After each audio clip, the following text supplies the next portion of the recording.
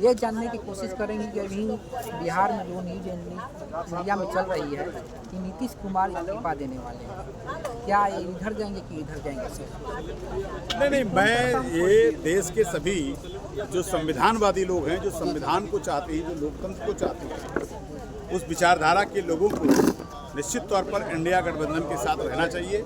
अगर भूले बिसरे कोई भी है तो उसको इंडिया छोड़ करके, यानी जो एनडीए है और इंडिया है, उसमें जो संविधान को मानने वाले लोग हैं वो इंडिया में हैं।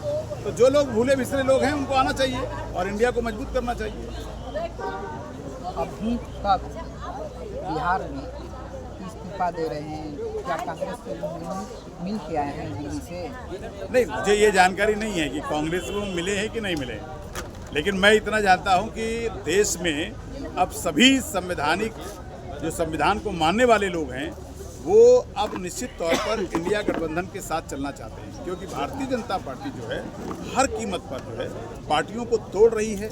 आपने देखा कि छोटी छोटी पार्टियां या जो भी हैं उनको उनका लोकतांत्रिक अधिकार देने की बजाय उनको भारतीय जनता पार्टी अपने में साबित करने की कोशिश करती है और निश्चित तौर पर उससे लोग सजग हुए हैं, सहर हुए हैं और वो चाहते हैं कि हम एनडीए को छोड़ें और इंडिया गठबंधन के साथ चलें। अच्छा, कुछ दिन पहले अमित शाह सांसद ने बोला कि अम्बेडकर इतना बार अगर हम भगवान के नाम लेंगे तो 7 जन्म तक इस वर्ग में नहीं कर सकते।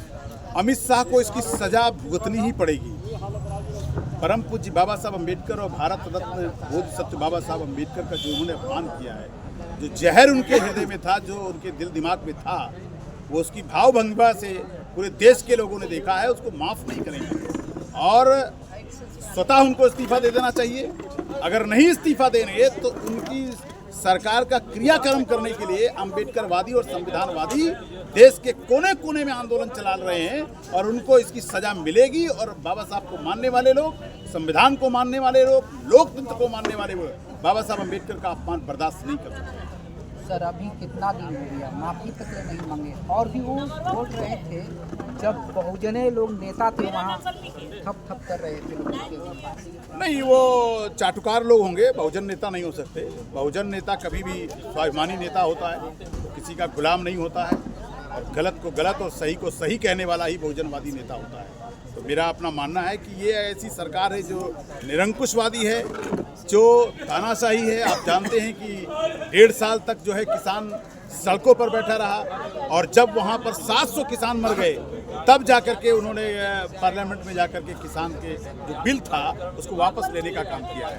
तो अहंकारी लोग हैं, इनके अहंकार को चूर करने के लिए देश का हर अम्बेडकरवादी और संविधानवादी अमित शाह को धूल चुकने के लिए बिल्कुल कमर कस चुका है और आने वाले समय में देखेंगे ये देश बाबा साहब अम्बेडकर का अपमान नहीं बर्दाश्त कर सकता है। चिराग पासवान भी हैं, एक दलितों का नेता, अम्बेडकर का गुणगान गाते हैं, लेकिन अभी तक वो कुछ नहीं। वो अम्बेडकरवादी नहीं है, वो कुर्सीवादी है, सत्ता के वादी है। अगर वो अपने पिता की विरासत को बचाना चाहते तो उनके पिता का जो प्रतिमा है उनके घर से फेंक दिया गया था और उस समय चिराग पासवान जी, मुझे नहीं लगता है कि वो दलितों की राजनीति करते हैं, वो इस समय सत्ता की राजनीति करते हैं और वो आज मोदी जी के भक्त हो सकते हैं लेकिन वो बाबा साहब अम्बेडकर के भक्त नहीं हो सकते।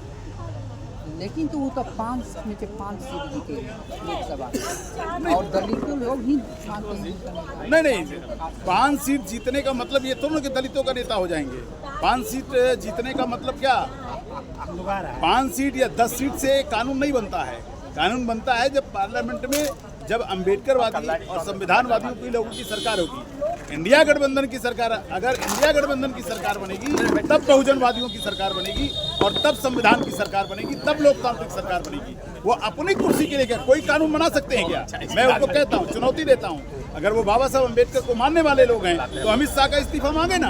उनको अमित शाह का इस्तीफा मांगना चाहिए था और नहीं मांग सकते तो अनुसूचित जाति के लिए कोई कानून बना सकते हैं देश में या कोई प्रस्ताव ला सकते हैं। तो देश में इसको अब लोग समझ चुके हैं कि तमाम ऐसे नेता जो 2-2, 4-4 सांसदों के नेता बने हैं उससे हमारे देश के लोगों का भला नहीं हो सकता है। ये एक दौर था कि 2-2 सांसद और 1-1 सांसद वाला भी इस देश में नेता बन गया है, लेकिन वो हमारे लिए कानून नहीं बना सकता है। ये इस देश के लोग अब समझने लगे हैं और इसलिए आने वाले समय में इसकी समय रहते चिराग पासवान को अपने पिता के सम्मान में उनकी विरासत को बचाने के लिए उनको अमित शाह से इस्तीफा मांग लेना चाहिए, नहीं तो वो उनका समाज ही और अनुसूचित जाति के लोग उनको माफ नहीं करेंगे।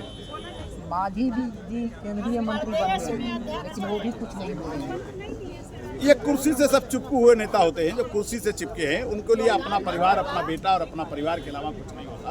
ये लोग देश के नेता नहीं होते हैं, वो केवल अपने परिवार के पालन पोषण करने के लिए नेता बनाए गए हैं। लेकिन बाबा साहब जो आरक्षण लगाए थे, आरक्षण की सीट पर ही जीते। ना वो आरक्षण बाबा साहब अम्बेडकर की बदौलत ही वो आज हैं। आज उनकी जो पूछ है वो बाबा साहब अम्बेडकर की विरासत की वजह से, संविधान की वजह से। अगर उसको बचाने के लिए वो नहीं आगे आएंगे तो निश्चित तौर पर वो समाज उनको कभी माफ़ नहीं करेगा। और आने वाले समय में आप देखेंगे जब बिहार में चुनाव होगा तो उसकी उनको सजा मिलेगी। कुछ खाया